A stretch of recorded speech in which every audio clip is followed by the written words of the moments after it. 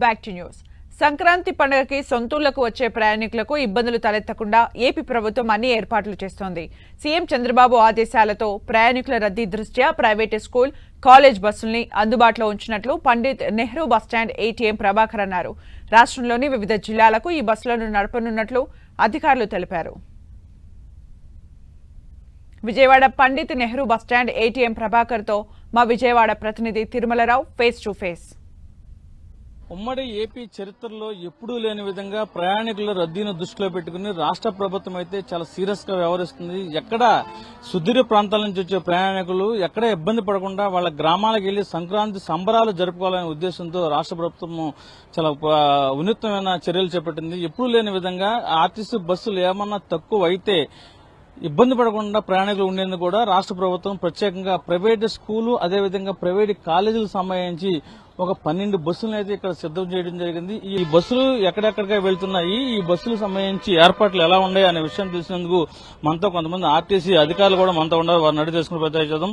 Sir చెప్పండి sir, ఈ బస్సులు ఆర్టీసీ సంక్రాంతి పండుగ రద్దీని దృష్టిలో పెట్టుకుని ఇప్పటి వరకు ఎన్ని మీరు బస్సులు సిద్ధం చేశారు? ఈ బస్సులు ఎటు వెళ్తున్నాయి? దాదాపుగా ఈరోజు స్పెషల్స్ మేము దాదాపు 600 బస్సులు ప్లాన్ చేసుకోవడం జరిగింది. 400 బస్సులు టువర్డ్స్ హైదరాబాద్, విశాఖపట్నం, రాజమండ్రి అన్ని కూడా వెళ్ళినాయండి. ఇవి కాకుండా ఇంకా 100 బస్సులు ప్లాన్ చేశాము. వాటిలో భాగంగా మన గవర్నమెంట్ వారి సహకారంతో స్కూల్ బస్సులు కూడా మేము 12 తెప్పించుకోవడం జరిగింది. దాంట్లో 4 బస్సులు మేము ఏలూరు నాన్ స్టాప్ గా ఉపయోగించడం జరిగింది. ఇంకా 8 బస్సులు మేము రెడీగా పెట్టుకున్నాము. అవసరమైతే కనుక 8 బస్సులను వాడి ప్రయాణికుల రద్దీని మేము తట్టుకుని వాళ్ళందరినీ సురక్షితంగా గమ్యాన్ని చేరుస్తామండి.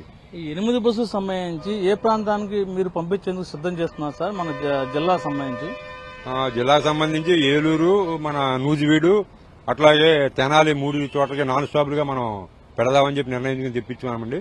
దాంట్లో భాగంగా 4 మాత్రం ఏలూరు నాన్ స్టాపులుగా తిప్పాం. ఈ సంక్రాంతి సంబరాలు వచ్చిందంటే చాలు ఓన్లీ ఆర్టీసీ బస్సులో మూవింగ్ ఉంటుంది. నాకు తెలిసి 20 సంవత్సరాల నుంచి ఎప్పుడన్నా ఉమ్మడి ఏపీలో ప్రైవేటు బస్సులు తీసుకొచ్చి ప్రయాణికులు ఇబ్బంది కలగకుండా ఏమైనా జరిగిన సందర్భాలు ఏమైనా ఉన్నాయా? మొట్టమొదటిసారి ఇచ్చేస్తున్నారు. లేదండి, ఇంతకు ముందు ఏంటంటే మనం పండగ రద్దీ దృష్ట్యా హైర్ బస్సులు కనుక తీసుకునేవాళ్ళం. అంటే హైర్ బస్సులు మా హైర్ బస్సులే మేమే తిప్పేవాళ్ళం. ఇది ఎక్స్ట్రా రూట్లోనూ ఎక్స్ట్రా కిలోమీటర్కి డబ్బులు ఇచ్చి. అయితే ఈసారి ఏమైందంటే వాటిని తిప్పినా సరే మన ఎక్కువ జనం రద్దీ ఎక్కువైపోయింది.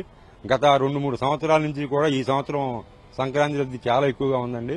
తద్వారా ఏమిటంటే ఇంకా అవసరం పడతాయేమోననేటువంటి ఉద్దేశంతో గవర్నమెంట్ వారు మాకేంటంటే సజెషన్ ఇచ్చారు. వారి యొక్క సజెషన్ ప్రకారం తీసుకోవడం జరిగిందండి స్కూల్ బస్సులు.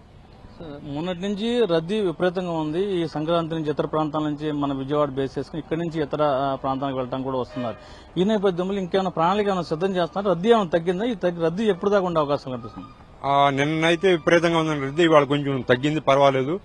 రేపు మధ్యాహ్నానికల్లా కాస్త క్లియర్ అయిపోతుందని చెప్పి అనుకుంటున్నామండి.